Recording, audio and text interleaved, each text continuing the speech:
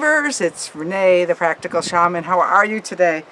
I hope you're just as excited as I am about making wind knots, and even as I speak about the wind, it keeps coming up. And not only did the wind show up, but 3 eagles just flew on by too. I've taken the liberty of cutting the rope for the wind knots. Now mine might be a little long, but you know, better to have extra big knots, especially if you're trapping that wind energy for later use. And the other thing about it is that I had found this great green rope today, but when I cut it, I had to actually burn the ends so that they didn't shred. They didn't fray afterwards. Ooh, do you feel that wind? No, you can't feel the wind. I can feel the wind.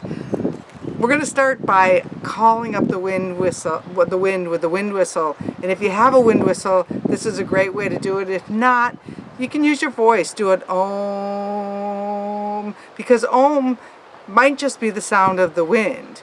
Or you can sing. And they call the winds Mariah, Mariah. Whatever works for you. We're going to wind whistle. All right.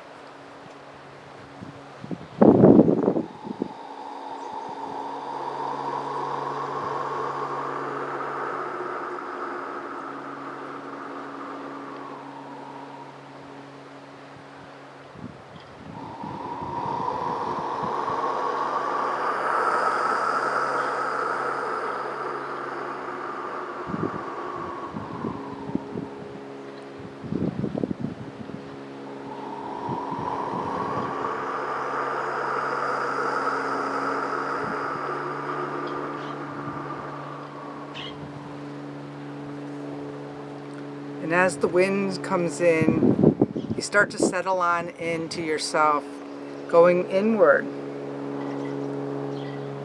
And this time of the summer solstice is a great time to see how your crops are growing for the year, to see what's starting to come up through the earth, what's starting to have buds, what weeds are growing.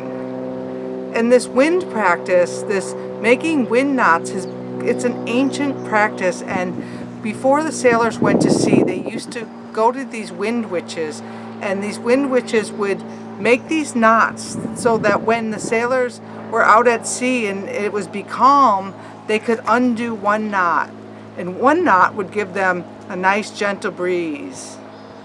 If they needed a little more wind because they wanted to get home, or there was something over there that they wanted to get to, they would untie 2 knots. And then if they untied 3 knots, all hell would break loose. And that could mean that the winds would come up so strong that it could capsize a boat. And sometimes in our life we need to untie that 3rd wind knot. Sometimes when there's no wind for so long, you're stuck in a relationship that's not fulfilling, or a job that you've been over for a couple of years, sometimes you need to undo the knots. But today what we're going to do is we're going to braid our knots. We're going to make these wind knots and put in the energy from the wind into our intention, into the knots. And then we'll put them somewhere for safekeeping until a time when you're ready and you need a little more wind in your life. And in addition, you want to get the written instructions, which will help you as well as just this. But what you're going to do is, it's kind of a crafting thing. Women used to craft together. And this is one of those crafting things where you could do it in a group with people, but you just don't want to show them your prayer. You don't want to show them your hand like a poker game. You can sit and talk. You can think about your intention. And then when it's time to actually capture in that wind, you just want to kind of capture it so nobody sees the wind going in there. And maybe it's about taking and actually bringing the wind into your knot.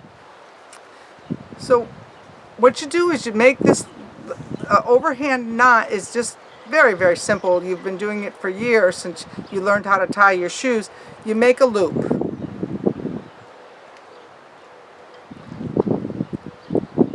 And being on the passage, Saratoga Passage here, there's a lot of nice wind coming through for this first one. And what I want to do is I'm holding this loop is I really want to get really clear on what it is my intention is.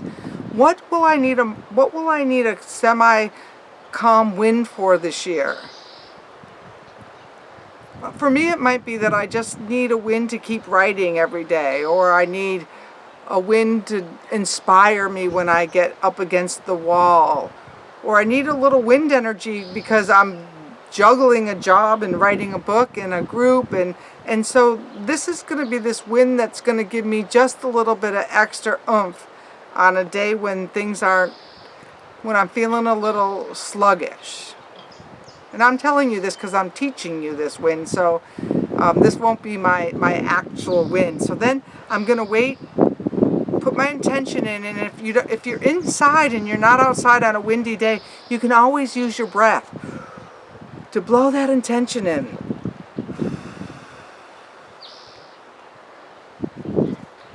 And then when you catching that wind, when you catch that wind, then you're going to let that wind come through. And as that wind comes up, you're going to set your intention by closing this knot.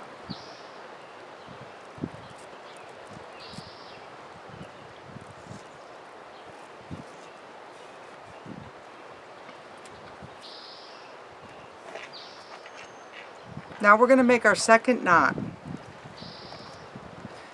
And just know this, you could take an hour, 2 hours, 3 hours to do this. I'm just doing it so in a short 15-minute video.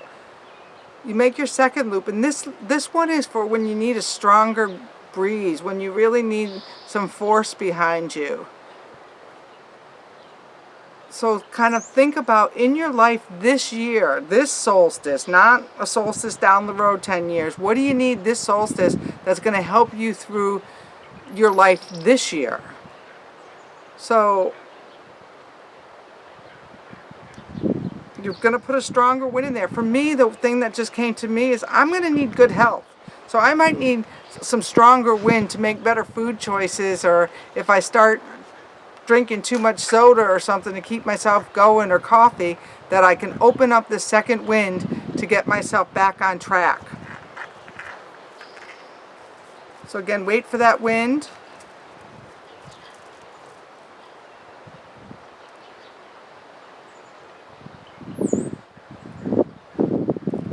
And as it comes, securely tighten it up there.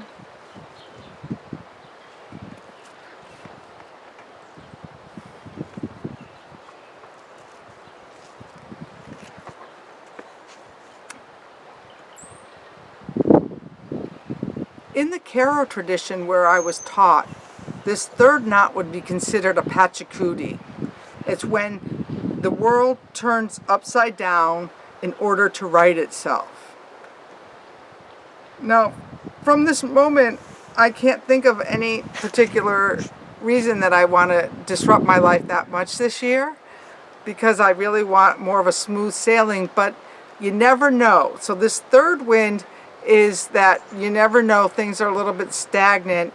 I need to really turn things upside down to make them right. And I caution you not to decide what that is, because you don't know from here. Trust that the wind gods and goddesses know better what this third wind might be good for. So as you secure it, you might want to wait for a bigger gust of wind.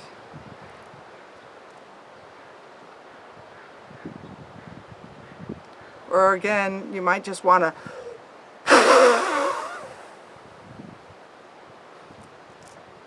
blow it in there. So here I have it, 3 wind knots. Oh.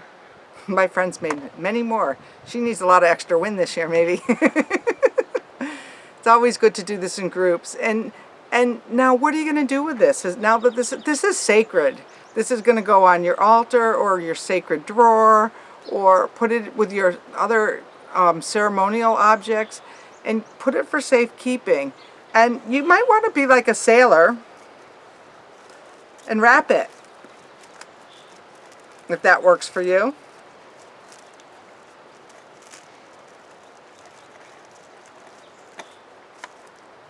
And keep it somewhere safe. And here's stored energy for when you need some.